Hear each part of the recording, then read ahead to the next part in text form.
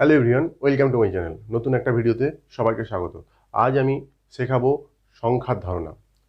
সংখ্যা যে বিভিন্ন রকম সংখ্যা রয়েছে তার প্রকারভেদ এবং সেগুলোর উদাহরণ সম্পর্কিত বিভিন্ন আলোচনা ডিটেলসে করব। তো ভিডিওটি স্কিপ না করে শেষ পর্যন্ত দেখার অনুরোধ থাকলো। তো ভিডিওটি শুরু করছি। দেখব সংখ্যা প্রথম কত প্রকার।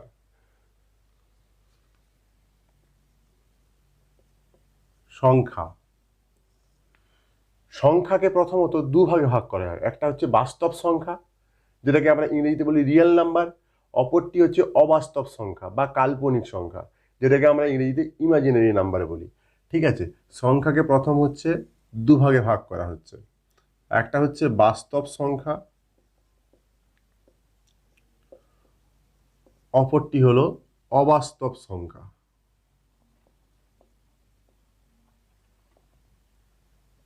ওকে, বাস্তব সংখ্যাকে আমরা বলি রিয়েল নাম্বার। ওকে, রিয়েল নাম্বার।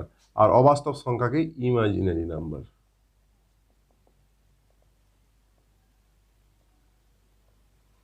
Imaginary number. অবাস্তব সংখ্যাকে আমরা আরেকটা বলি কাল্পনিক সংখ্যা। কাল্পনিক সংখ্যা। ঠিক আছে, এবার আমরা বাস্তব সংখ্যা কি জানবো। বাস্তব সংখ্যা হচ্ছে সেইগুলো যেগুলোর বাস্তবে নির্দিষ্ট মান রয়েছে, যার বাস্তবে ভ্যালিডিটি রয়েছে। ঠিক আছে, বাস্তব সংখ্যা হচ্ছে একটা সংখ্যা রেখায় যে যে সংখ্যাগুলো অবস্থান করে সেগুলোই হচ্ছে সমস্ত বাস্তব সংখ্যা। আমরা কি জানি যে এরকম একটা বাস্তব সংখ্যা রেখা, মাঝে 0 অবস্থান করে, 0, তারপর এদিকে +1, +2, +3, +4, এদিকে -1, -2, -3, -4, এইভাবে কিন্তু চলতে থাকে। প্লাস দিকটা হচ্ছে ডান দিক, মাইনাস দিকটা হচ্ছে বাম দিক। ঠিক আছে, এইভাবে কিন্তু +5, +6, +7, এরকম 1000, 1500, 2000, 1 কোটি, 1.5 কোটি এইভাবে চলতে থাকে। এদিকে -1, -2, -3, -4, -5, -100, -200, -500, -1000 এইভাবে চলতে থাকে।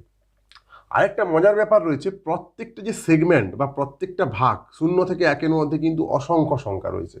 1 থেকে 2-এর মধ্যে কিন্তু অসংখ্য সংখ্যা রয়েছে। 2 থেকে 3-এর মধ্যে অসংখ্য সংখ্যা রয়েছে। 0 থেকে -1-এর মধ্যে অসংখ্য সংখ্যা রয়েছে। -1 থেকে -2-এর মধ্যে অসংখ্য সংখ্যা রয়েছে। এইভাবে প্রত্যেকটা সেগমেন্টে কিন্তু অসংখ্য সংখ্যা রয়েছে।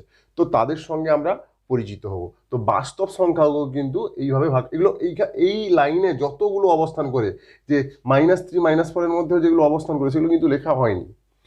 এখানে কিন্তু অসংখ্য রয়েছে। ঠিক আছে, এগুলোকে লিখে শেষ করা যাবে না। সেগুলোও কিন্তু প্রত্যেকটা বাস্তব সংখ্যা। ঠিক আছে, তো বাস্তব সংখ্যাকে কয় ভাগে ভাগ করা হয় দেখো। বাস্তব সংখ্যার হচ্ছে একটা হচ্ছে মূলদ সংখ্যা,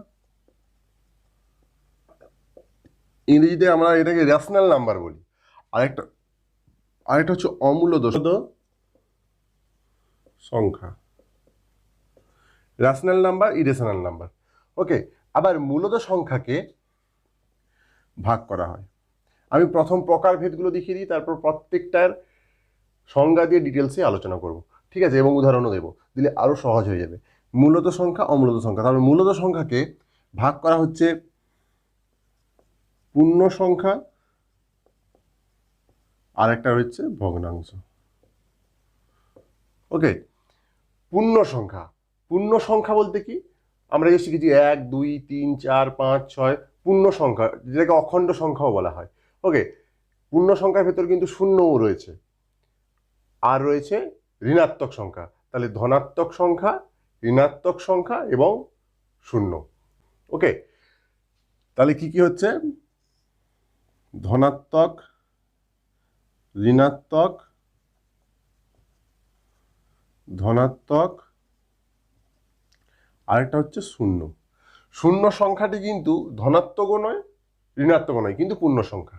ওকে, আর ঋণাত্মক সংখ্যা হলো কি, যে সমস্ত সংখ্যার আগে মাইনাস সাইন থাকে, এবং ঋণাত্মক পূর্ণ সংখ্যা বললে যেন পূর্ণ সংখ্যা হয়, খণ্ড সংখ্যা যেন না হয়। বোঝা গেল, কোনো ভগ্নাংশ সংখ্যা বা দশমিক সংখ্যা যেন না হয়, পূর্ণ সংখ্যা হয়। আর ধনাত্মক সংখ্যা হচ্ছে সামনে প্লাস থাকবে, যেগুলো আমরা ছোটবেলা থেকে শতকিয়া শিখে আসি, 1, 2, 3, 4, 5, 1000, 1500, 2000 প্রত্যেকটাই কিন্তু ধনাত্মক পূর্ণ সংখ্যা। ওকে, এবার শূন্য আর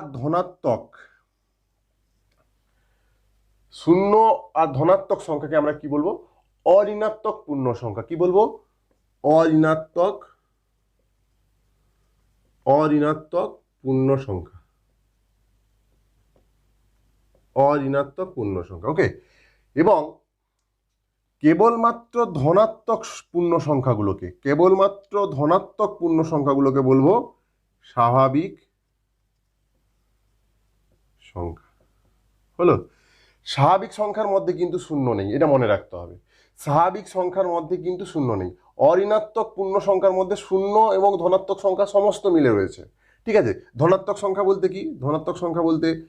ধনাত্মক পূর্ণ সংখ্যা বলতে 1, 2, 3, 4, 5, 10, 30, 48, 55, 100, 200, 500 এইভাবে চলতে থাকবে। ঠিক আছে, আর অঋণাত্মক পূর্ণ সংখ্যা হচ্ছে ধনাত্মক পূর্ণ সংখ্যা এবং শূন্য, সেটা হচ্ছে অঋণাত্মক পূর্ণ সংখ্যা। তাহলে স্বাভাবিক সংখ্যা বলতে কি বোঝালাম? স্বাভাবিক সংখ্যার মধ্যে কিন্তু ধনাত্মক পূর্ণ সংখ্যা কেবলমাত্র রয়েছে। তাহলে আমি যদি একটা শর্ট কোশ্চেন বা এমসিকিউ কোশ্চেন এখানে একটা নিয়ে নিই, কোনটি স্বাভাবিক সংখ্যা? অপশনে দেওয়া থাকলো, এ নম্বরে দেওয়া থাকলো 2/5, বিতে দেওয়া থাকলো -4, সিতে দেওয়া থাকলো 5, ডিতে দেওয়া থাকলো 0। তাহলে আমি কোনটি স্বাভাবিক সংখ্যা বলবো, কোনটি সঠিক হবে? আমি এক্ষুনি বললাম ধনাত্মক পূর্ণ সংখ্যাগুলোকে কিন্তু স্বাভাবিক সংখ্যা বলে। এর মধ্যে ধনাত্মক পূর্ণ সংখ্যা কোনটি? 0 কিন্তু ধনাত্মক সংখ্যা নয়, তাই এটা হবে না। -4 বলতে কি? এটা ঋণাত্মক। কেন? পূর্ণ সংখ্যার আগে মাইনাস রয়েছে। একটা পূর্ণ সংখ্যার আগে মাইনাস রয়েছে, তাই এটা ঋণাত্মক সংখ্যা। তাই ঋণাত্মক সংখ্যা মানে এটাও হবে না। আর এটা হচ্ছে ভগ্নাংশ। দেখো 2/5 লব হর, এর ভগ্নাংশ, তাই না? তাই এটাও হবে না। তাই উত্তর হবে 5, অপশন সি অ্যান্সার। আশা করি বোঝা গেল। স্বাভাবিক সংখ্যা কোনটা? কেবলমাত্র ধনাত্মক পূর্ণ সংখ্যাকেই কিন্তু স্বাভাবিক সংখ্যা বলা হয়। এই ছকটি কিন্তু মনে রাখলে সংখ্যা সম্পর্কে ধারণা ভীষণভাবে ক্লিয়ার হয়ে যাবে। ঠিক আছে, তাই এই ছকটি তোমরা যদি খাতায় পারো তুলে নাও।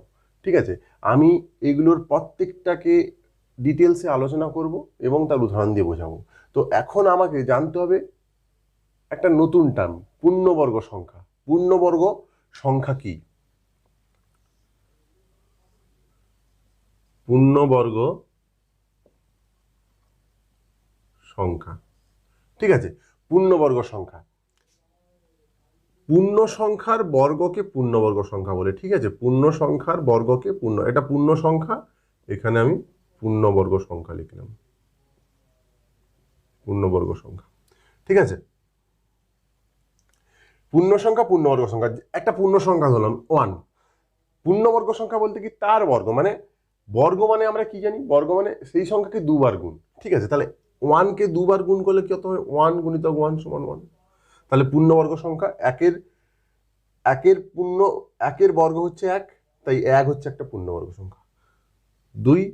2 গুণিতক 2 সমান 4। তাহলে দেখো এখানে পূর্ণ সংখ্যা 1 নিয়েছিলাম, পরপর 2 নিয়েছিলাম, তাহলে 1 বর্গ 1 হলো, 2 বর্গ 4 হলো। তাই 1 এবং 4 পূর্ণবর্গ সংখ্যা, কিন্তু মাঝখানে দেখো 2 আর 3 কিন্তু গ্যাপ থেকে গেল। তাহলে 2 আর 3 এই দুটো সংখ্যা কিন্তু পূর্ণবর্গ সংখ্যা নয়। বোঝা গেল? একই রকম 3 বর্গ কত হবে? 3 3 9। তাহলে কত? 5 6 7 8, এই সমস্ত সংখ্যাগুলো পূর্ণবর্গ সংখ্যা নয়। তারপর 4 বর্গ 16, তাহলে 9 থেকে 16 মাঝখানে যে সংখ্যাগুলো রয়েছে এগুলো কিন্তু পূর্ণবর্গ সংখ্যা নয়। তারপর 4 পর 5, 5 5 25, তাহলে 16 থেকে 25 মাঝখানের সংখ্যাগুলো পূর্ণবর্গ সংখ্যা নয়। তাহলে বোঝা গেল পূর্ণবর্গ সংখ্যা বলতে কি? যে সমস্ত সংখ্যাকে উৎপাদকে বিশ্লেষণ করলে একই সংখ্যার গুণফল আকারে প্রকাশ করা যায়, সেগুলো হচ্ছে পূর্ণবর্গ সংখ্যা। বোঝা গেল? আশা করি পূর্ণবর্গ সংখ্যার আইডিয়াটা ক্লিয়ার হলো। এরপর জানবো আলাদা আলাদাভাবে প্রত্যেকটি সংখ্যার উদাহরণ। আমি ছকটাকে ছোট করে এই জায়গায় সাইডে রেখে দিয়েছি যাতে আমি এটা নিয়ে সহজে আলোচনা করতে পারি, তাই এই সাইডে রেখে নিয়েছি। তো প্রথম জানবো বাস্তব সংখ্যা।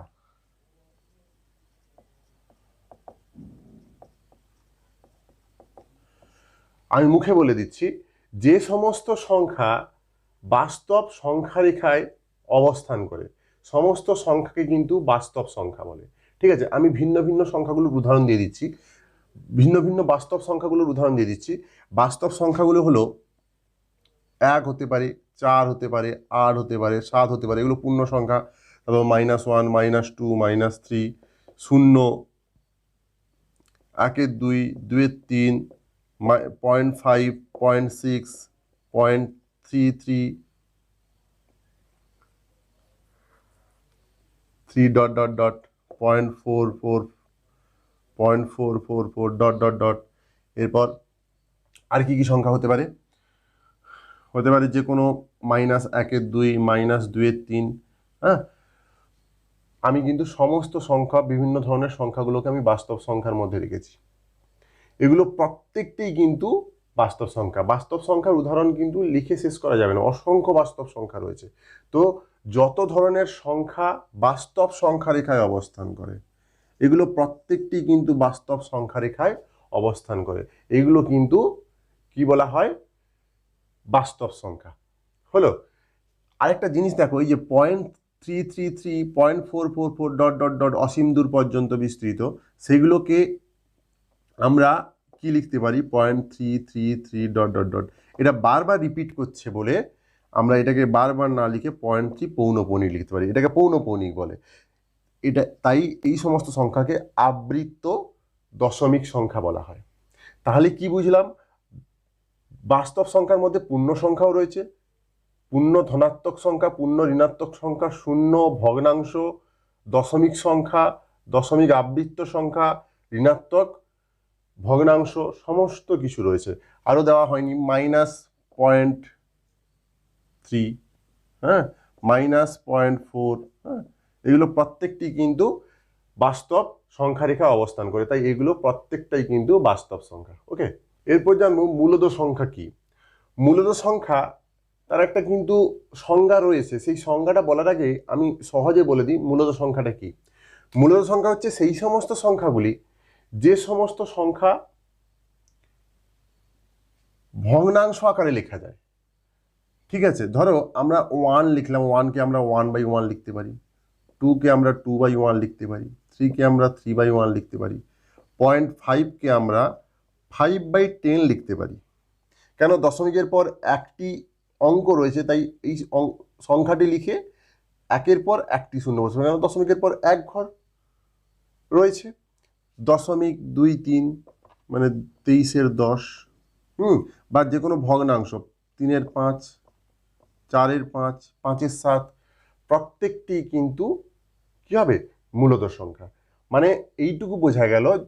এবার যদি আমি সংজ্ঞায় পরিণত করি, যে সমস্ত সংখ্যাকে p/q আকারে লেখা যায়, হ্যাঁ, এবং q ≠ 0 হবে, সেই সমস্ত সংখ্যাগুলোকে কিন্তু কি বলা হয়? মূলদ সংখ্যা। ওকে, তাহলে সংজ্ঞাটা কি লিখতে পারি? যে সমস্ত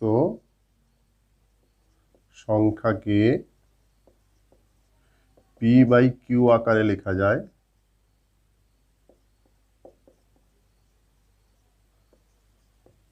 তাকে মূলদ সংখ্যা বলে, এবং q ≠ 0 হতে হবে। এইটা যেন মেনটেন থাকে, না হয় কিন্তু সেটা মূলদ সংখ্যা কখনোই হবে না। হলো। আরেকটা ব্যাপার রয়েছে মূলদ সংখ্যা, যেটা আমি এর আগে উদাহরণ দিলাম। ধরো দশমিক সংখ্যা একটা রয়েছে, দশমিক অসীম সংখ্যা, অসীম বিস্তার একটা সংখ্যা রয়েছে, এরকম থাকলো, তাহলে এটাকে আমরা 0.3 পৌনঃপৌনিক দিয়ে বারংবার 3 রিপিট করে আসছে, কিংবা 0.23 অসীম দূর পর্যন্ত বিস্তৃত, তাহলে এটাকে 0.23 পৌনঃপৌনিক লিখতে পারি। এগুলো কিন্তু প্রত্যেকটাই মূলদ সংখ্যা। এগুলোকেও কিন্তু ভগ্নাংশে বা পি বাই কিউ আকারে পরিণত করা যায়। এর ভগ্নাংশে পরিণত করার একটা ভিডিও আমি অবশ্যই করবো, সেটা পরে কোনো একটি ভিডিওতে। তো এখন আরেকটা হতে পারে 0.409 409 409 ডট ডট ডট, মানে একই অঙ্কগুলো বারবার ফিরে আসছে। 0.409 4 আর 9-এর উপর পৌনঃপুনিক দেওয়া, মানে 409টা বারংবার রিপিট করছে।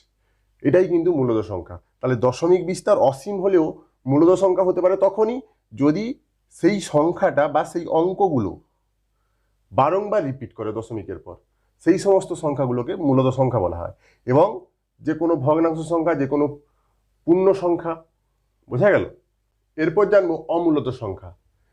যে সমস্ত সংখ্যাকে ভগ্নাংশে পরিণত করা যায় না, মূলদ সংখ্যার ঠিক উল্টোটা, মানে পি বাই কিউ আকারে পরিণত করা যায় না। ঠিক আছে, যে সমস্ত সংখ্যাকে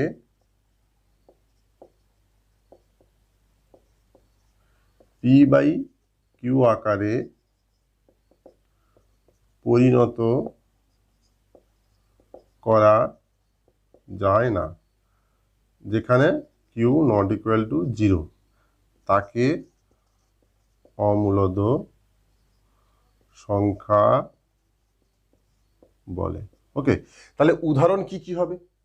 পি বাই কিউ আকারে পরিণত করা যায় না। আচ্ছা, এখানে উদাহরণ হবে সেই সমস্ত সংখ্যাগুলো যার দশমিক বিস্তার অসীম কিন্তু তারা রিপিট করে না। মূলদ সংখ্যার যেরকম রিপিট করছিল, হ্যাঁ, এগুলোর দশমিক বিস্তার রিপিট করবে না।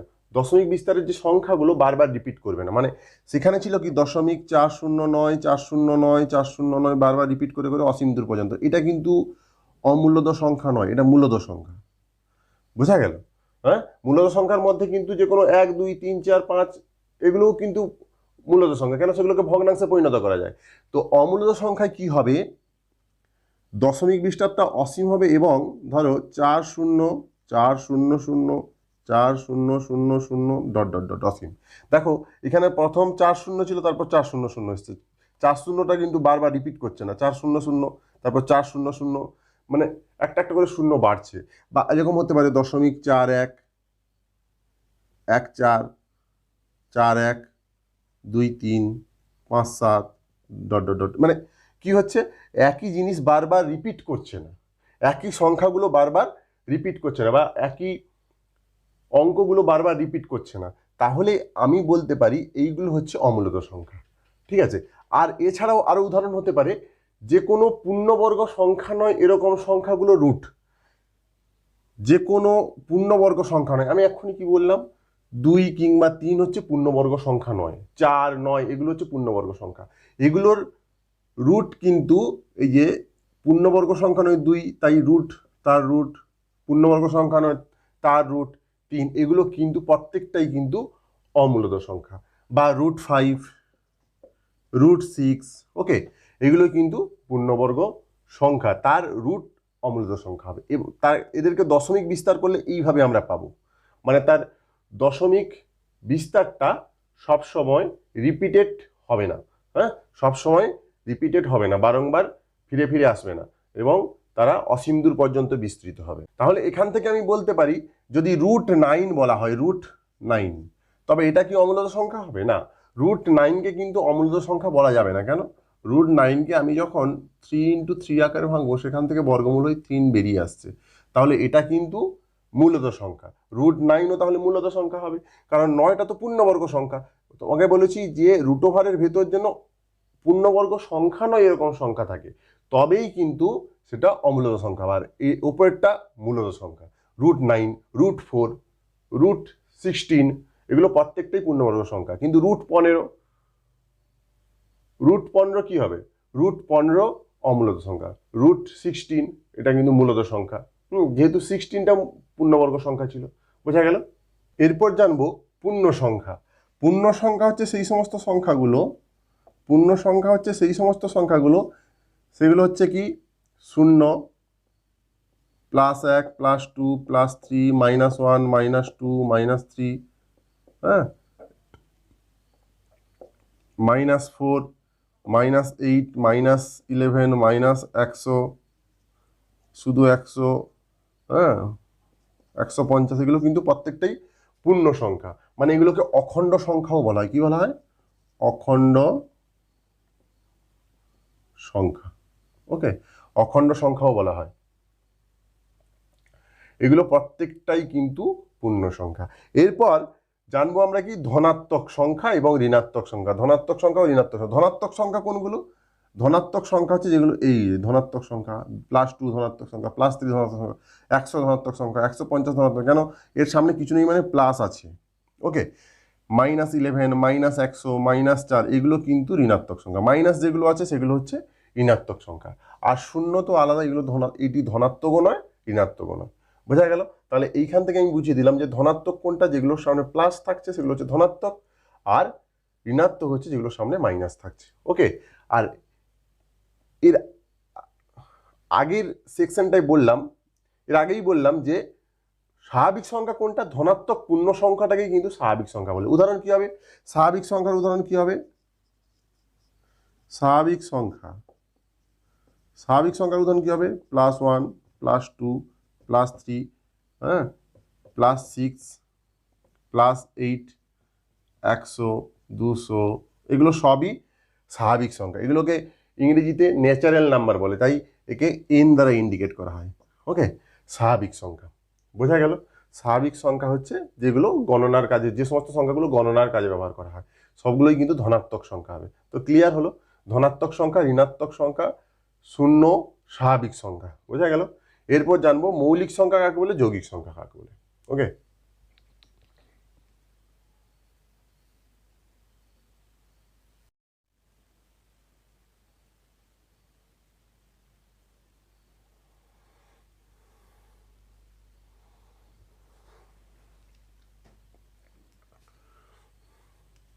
তো মৌলিক সংখ্যা কাকে বলে? যে সমস্ত সংখ্যা এক এবং সেই সংখ্যা ছাড়া অন্য কোনো সংখ্যা দ্বারা বিভাজ্য নয় সেই সমস্ত সংখ্যাকে কিন্তু মৌলিক সংখ্যা বলা হয়। বোঝা গেল? তাহলে কি, যে সমস্ত সংখ্যা এক এবং সেই সংখ্যা ছাড়া অন্য কোনো সংখ্যা দ্বারা বিভাজ্য নয়। উদাহরণ কি হবে? 2, 3, 5, 7, 11, 13, 17, 19। এগুলোকে কেন মৌলিক সংখ্যা বলা হচ্ছে? যে এই কারণে প্রত্যেকটি সংখ্যাই কিন্তু এক এবং সেই সংখ্যা ছাড়া অন্য সংখ্যা দ্বারা বিভাজ্য নয়। মানে প্রত্যেকটি সংখ্যার গুণনীয়ক কিন্তু এক এবং সেই সংখ্যা। তুমি যদি 7-এর গুণনীয়ক চাও, 7-এর গুণনীয়ক কি হবে বলো? গুণনীয়ক বলতে কি, যে যে সংখ্যা দ্বারা সেই সংখ্যাটি বিভাজ্য। 7-এর গুণনীয়ক কি হয়? 1 এবং 7 হয়। দেখো, 1 এবং সেই সংখ্যা, দেখো 1 আর সেই সংখ্যা, আর কিন্তু তার কোনো গুণনীয়ক নেই। মানে 7 আর কোনো সংখ্যা দ্বারা কিন্তু বিভাজ্য নয়। 19, তুমি যে কোনো সংখ্যাকে তুলতে পারো, তার গুণনীয়কগুলো বের করো, 1 আর 19 হবে, আর কোনো সংখ্যা হবে না, কারণ 19 কোনো সংখ্যা দ্বারা বিভাজ্য নয়। তো এইভাবে অনেক কিন্তু মৌলিক সংখ্যা রয়েছে, মৌলিক সংখ্যাও অসংখ্য রয়েছে।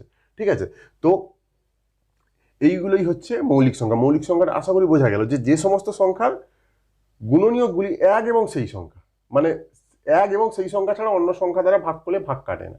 ঠিক আছে, তো সেই সমস্ত সংখ্যাগুলোকে বলা হচ্ছে মৌলিক সংখ্যা। এরপর আসবো যৌগিক সংখ্যা। যৌগিক সংখ্যা হচ্ছে ঠিক উল্টোটা, যে সমস্ত সংখ্যা এক এবং সেই সংখ্যা ছাড়া অন্য কোনো সংখ্যা দ্বারা বিভাজ্য, এটা যৌগিক সংখ্যা হয়ে যাবে তখনই।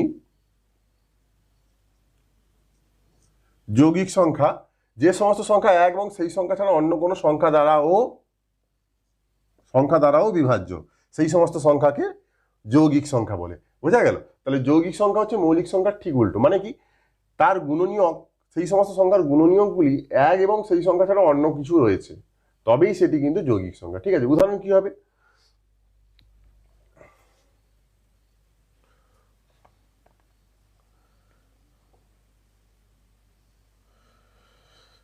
উদাহরণ হবে 4, 6,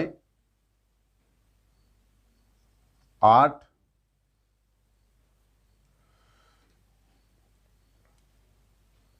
15, 20। আরেকটা ব্যাপার, এখানে এই ভাগের মধ্যে কিন্তু একটা 1 লিখতে হতো। 1 কিন্তু মৌলিকও নয় যৌগিকও নয়। একটা কথা বলে দিই, এই 1 কিন্তু মৌলিকও নয় যৌগিকও নয়। কেন? 1কে মৌলিকও কেন বলা হবে না আর যৌগিকও কেন বলা হবে না?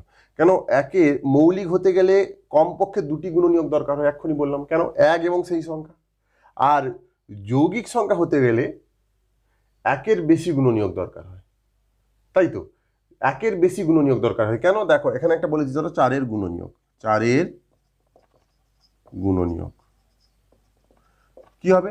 1, 2 4, 1 এবং সেই সংখ্যা তো রয়েছে, অবশ্যই থাকবে, এবং অপর একটা সংখ্যা রয়েছে, আরও থাকতে পারে, অপর একটি নয়, 4টি থাকতে পারে, 5টি থাকতে পারে, 2টি থাকতে পারে, বিভিন্ন অঙ্কের বিভিন্ন সংখ্যার ক্ষেত্রে বিভিন্ন। ঠিক আছে, দেখো তাহলে এখানে 2 এর বেশি গুণনীয়ক থাকছে, আর মৌলিক সংখ্যার ক্ষেত্রে 2টি গুণনীয়ক থাকছে। তাহলে একবার মৌলিক সংখ্যার ক্ষেত্রে 2টি গুণনীয়ক, যৌগিক সংখ্যার ক্ষেত্রে 2 এর বেশি গুণনীয়ক।